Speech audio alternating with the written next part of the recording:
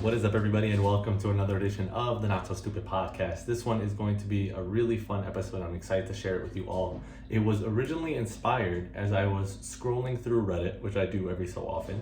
And on Reddit, there's a subreddit or a little community called Lose It. And I spend a couple hours a week in there trying to help people whenever I can. But that community is based around people or made up of people that are trying to lose weight, whether it's 5 pounds or whether they're losing 200 pounds. They are welcome there to look for advice, to share their victories, to ask questions and gain more knowledge. And I spent some time in there helping people out too. So while I was in there very recently, I stumbled across a thread where someone had asked a very thought-provoking question that I thought was a very great perspective on how to look at fat loss. And they wanted to see the habits of skinny people. What are the skinny people doing that are keeping them skinny? And what are we doing as fat people that is keeping us fat, right? So they're doing a comparative analysis around these habits, these perspectives, and these thought patterns and behavior patterns that these people have that make them stay skinny, right?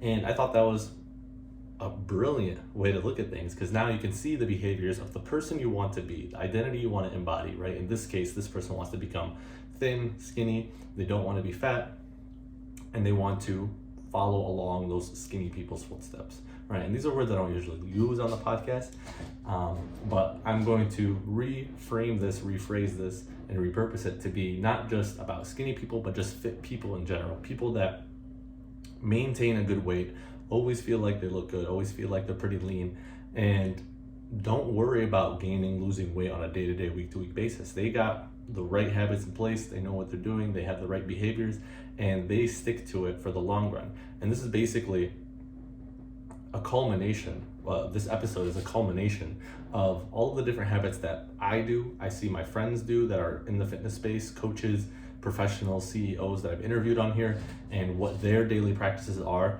and the clients I work with that go through the 3-phase fat loss system at Stupid Fit and get to that freedom phase at the end and are able to do these things on their own and keep the weight off for life. These are a lot of the habits that you'll see across the board with these people. So instead of the skinny people habit breakdown list, this is the fit people's daily habits, fit people's daily practices that they try to embody every single day to stay a fit person. And yeah, we're just gonna jump right into it from there. So this is a list of 9 things. And the first one is they don't drink liquid calories most of the time. So you'll always see your favorite fitness person, influencer, coach, whoever, even me on Instagram, eating burgers, pizza, donuts. You see them having these high calorie foods that you indulge in as well, but they're not gaining weight. The truth is they'll have those higher calorie foods, but you'll rarely catch them, I shouldn't say never. You'll rarely catch them with a full calorie soda, lemonade, or juice.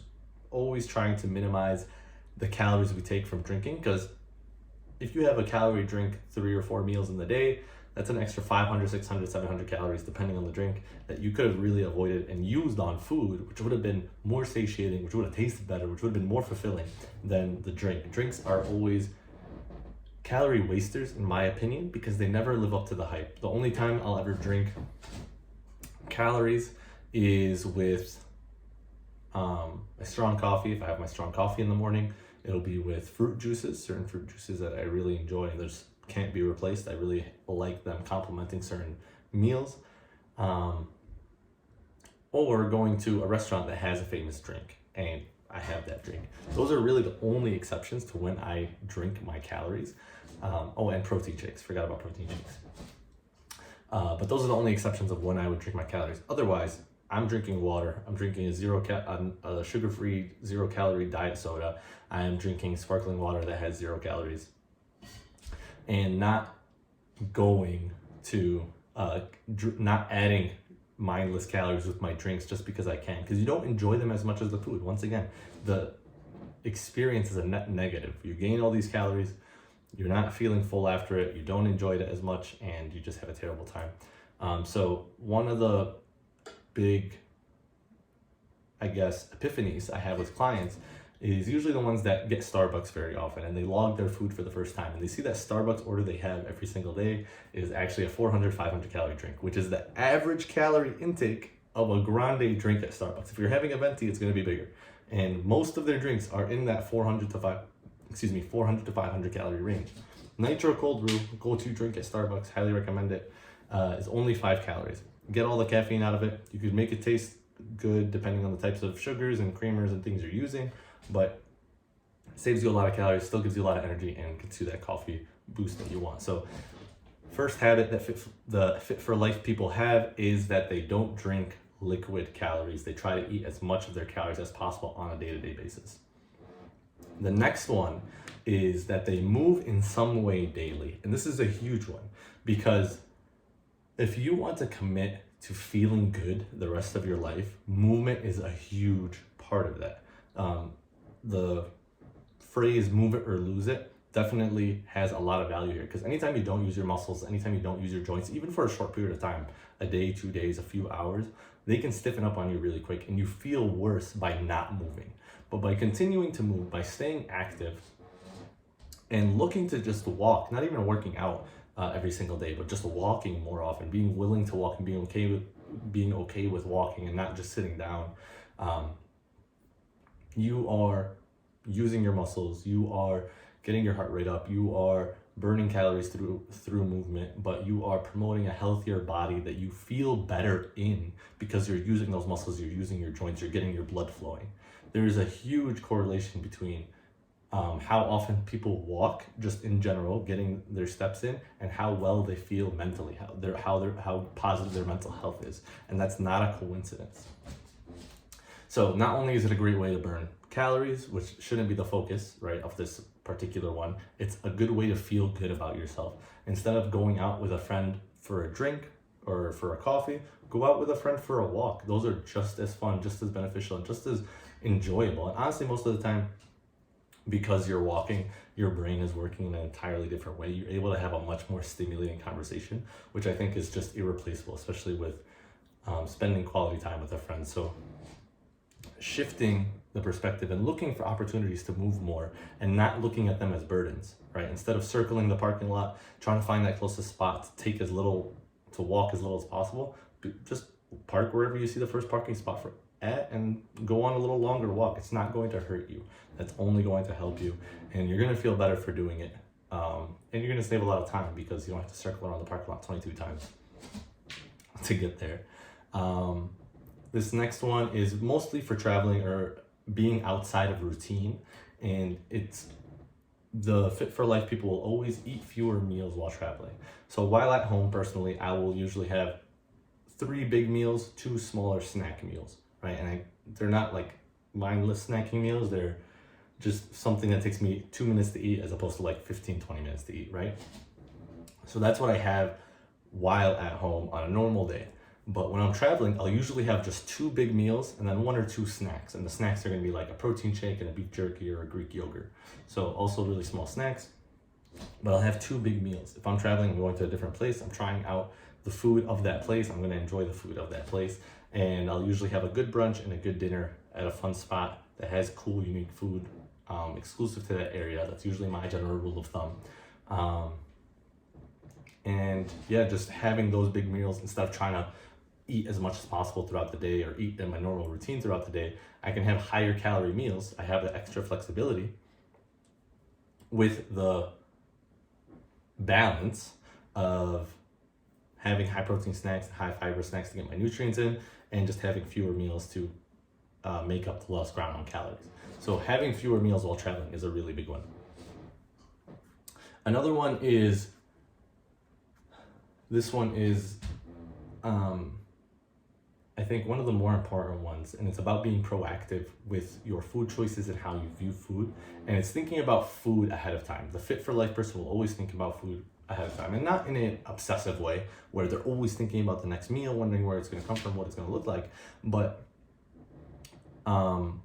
knowing how they're going to be balancing things out. We have a rule, I've emailed it before to most people, and it's the don't mess up twice rule, right? Every time you have an unhealthy decision, you're following it up with a healthy decision, or vice versa. If you're gonna have an unhealthy decision coming up, preemptively have a healthier decision to start. So what that would look like is, if you know this weekend you're going to be going out to brunch with your friends, right? Brunch with friends is meant to be a fun time. You're meant to focus on having as much fun with your friends as possible and enjoying that time with your friends. Maybe you'll get some chocolate chip waffles and have maybe a small side omelet. I don't know. You have something really delicious, double chocolate chip waffles for breakfast.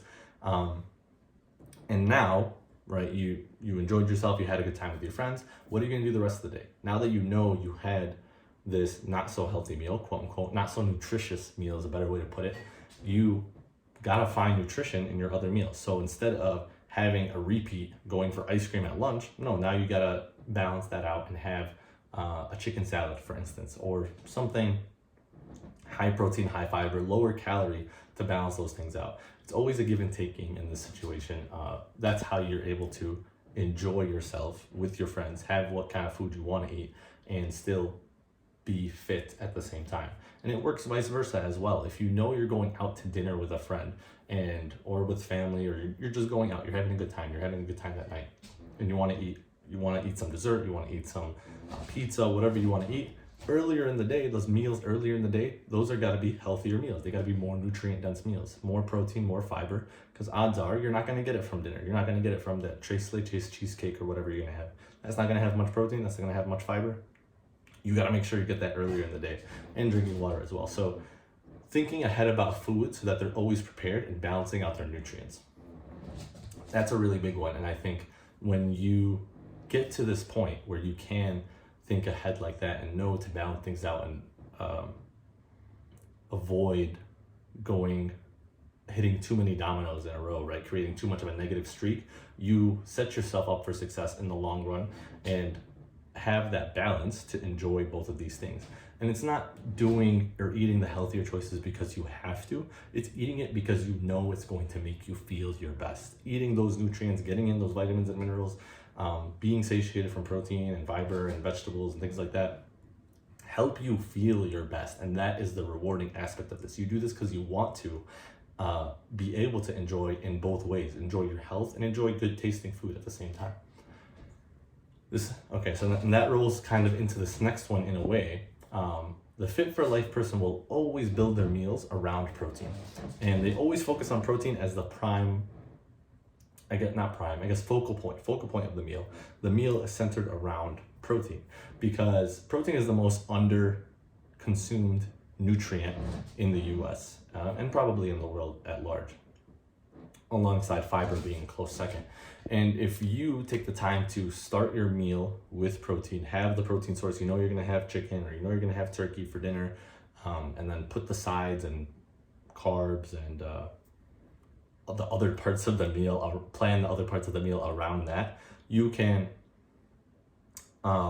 you'll always feel fuller sooner, right? Because protein is the most satiating nutrient. So you have that first, you have that off your plate first, and you get that essential nutrient in your body, you're gonna feel fuller sooner. So it's gonna minimize your odds of overeating. But also just having protein and knowing that you're getting your protein source at every meal is going to help you stay leaner for longer, burn fat more effectively, because you're improving your metabolism through the thermic effect of food, because it takes extra energy to burn protein through your digestive tract and any other nutrient.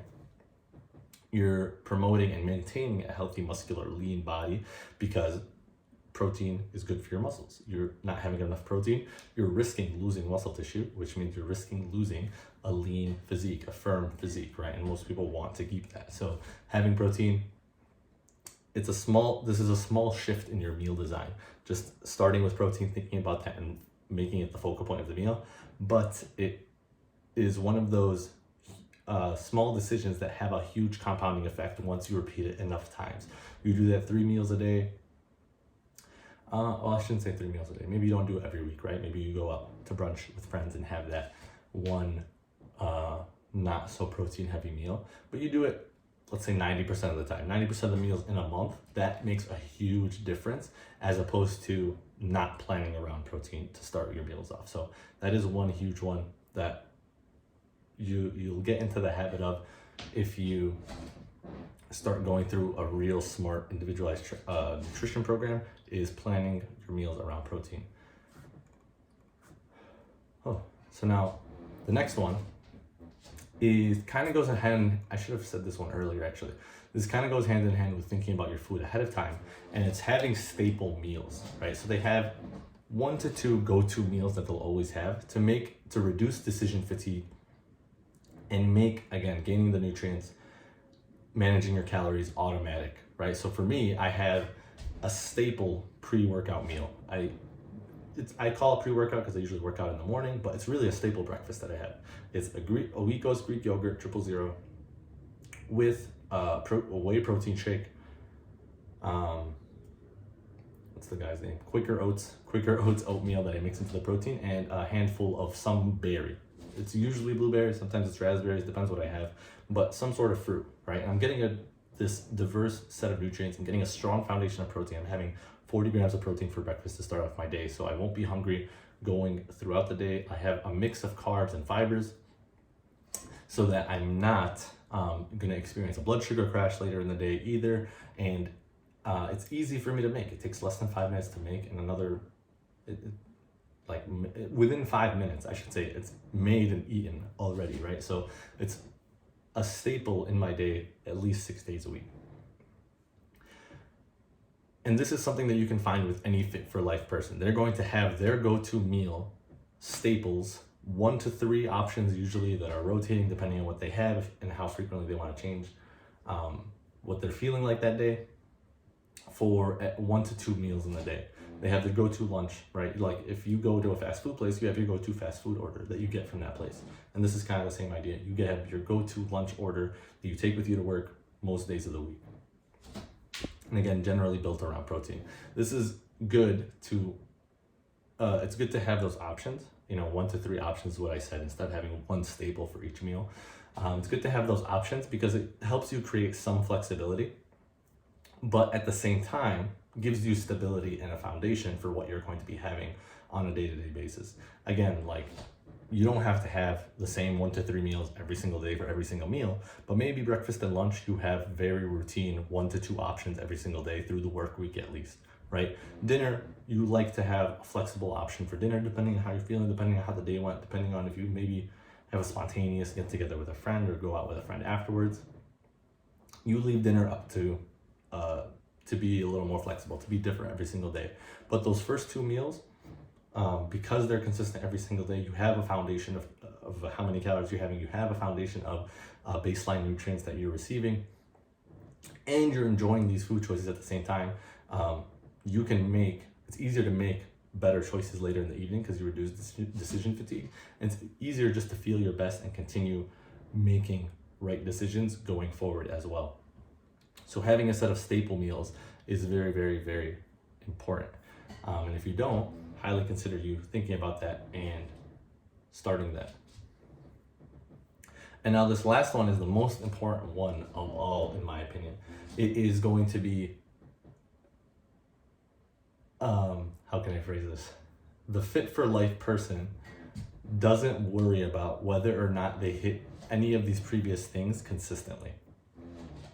So what does that mean? Say for instance, I said you have a set of staple meals, right?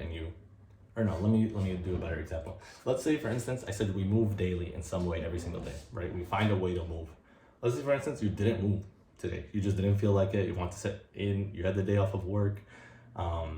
You had nothing planned that day and you just want to stay in and watch Netflix. Do that. It's cool to do that every now and then. I do that. There are some days, they're few and far between, of course, but maybe once or twice a month, I'll just sit down for the entire day, lay down the entire day and get less than 1,000 steps in. And I'm more than okay with that because I chose to do that for that day. And I want to watch a show or play video games with a friend, or maybe it's Sunday and again, I had nothing to do, so I just watched football the entire day. So it really depends on what that is. I don't make myself feel guilty about it. Damn dude, damn Jamar, you said you would move every single day. What the hell, you didn't even move today? You're so terrible. How can you call yourself a coach or a fit person? Yada yada blah blah. I don't do that to myself. It's okay. These aren't mandatory things you have to do every single day.